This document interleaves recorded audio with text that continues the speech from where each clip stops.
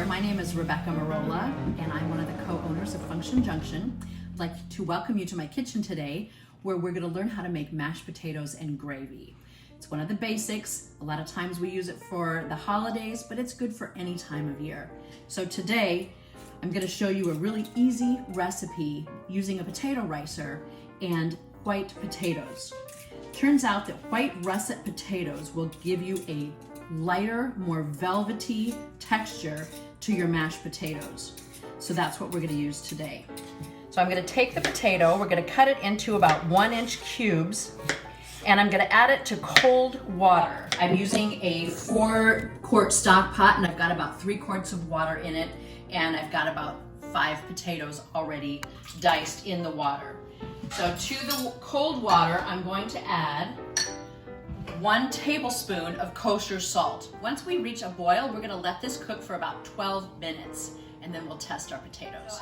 We're just gonna pull a potato out now and test it to see if it's fork tender. And I'm gonna press my fork into it. And you see how it starts to just break apart like that? This means that I think we are done to fork tender. So to drain the potatoes, I'm just gonna pour my boiling water with potatoes into a large colander in my sink.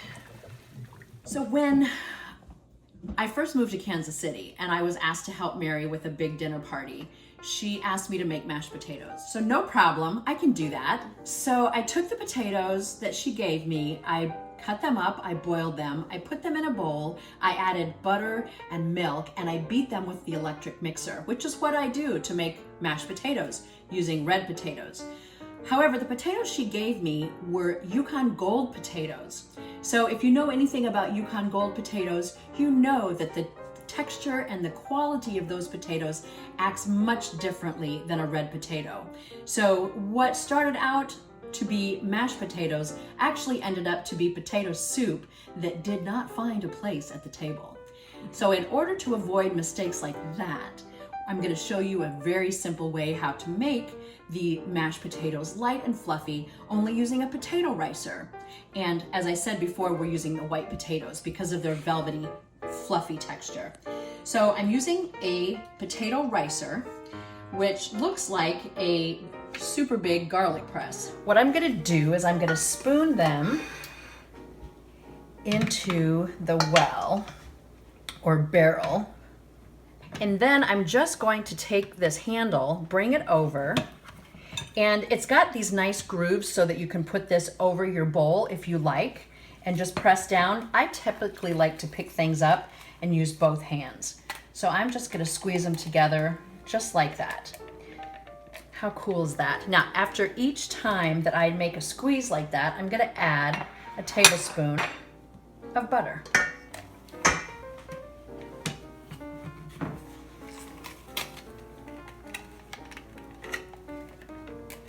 Isn't that fun? Now to that, I'm going to kind of just stir that up a little bit to melt the butter.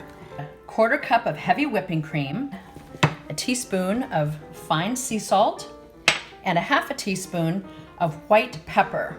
It's kind of invisible, but it will add an element of flavor to your mashed potatoes that will have your family saying, wow, what was in that? It tasted so good. And there we have it. Creamy, delicious mashed potatoes that you can serve your company. We'll be back to do gravy in just a minute. So now that our mashed potatoes are done, it's time to get to the business of the gravy. And in our household, I am the gravy maker. The first thing I like to do is make my slurry. Now, some people use cornstarch for their gravy, but I grew up on flour gravy, so that's what I know, that's what I like to make. So I'm gonna add flour, and I'm adding it to cold water. And I'm gonna make this slurry. I probably won't use all of this because this is a lot, but I don't like to stop in the middle of my gravy making process and have to create more slurry.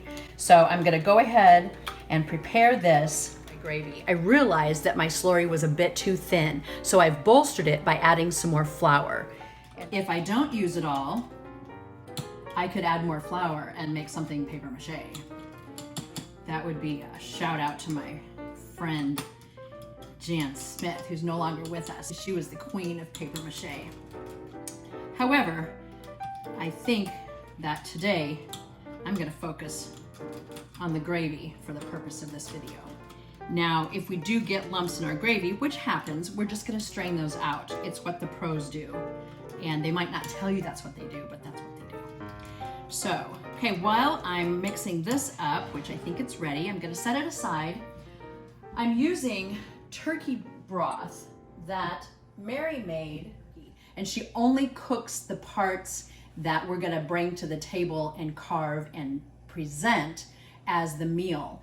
The other parts, the back, the neck, the wing tips, those parts will not be brined like the rest of her bird.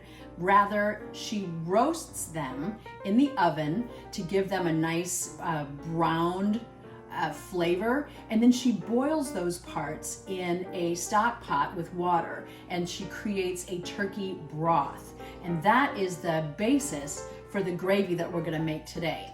So the first thing I've done was make my slurry. The next thing is I'm bringing my turkey broth up to boiling. And once it's there, we're going to add the slurry to our boiling broth.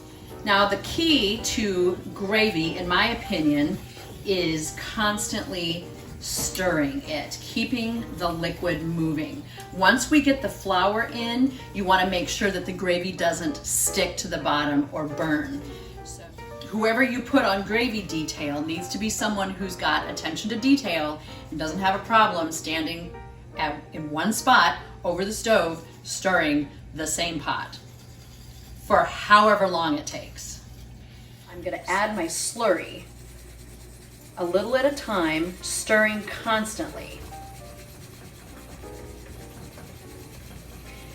And I can feel that it's starting to cook up in the center.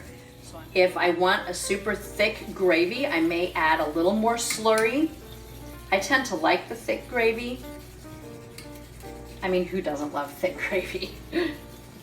So I think we're there, consistency-wise. Now we're gonna add our salt and pepper to taste. I started with a 1/4 teaspoon of pepper and a 1/2 teaspoon of salt.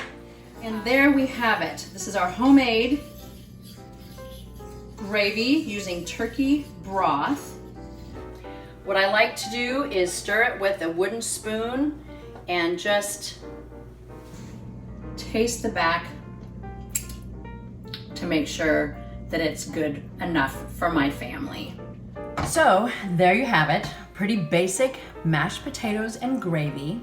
Thanks for spending time with me today in the kitchen. Be sure to check us out at functionjunction.com, subscribe to our YouTube channel, or just stop in the store and say hi. Because at Function Junction, we're here to provide tools that you need to get kitchen confidence in your own homes. Thanks.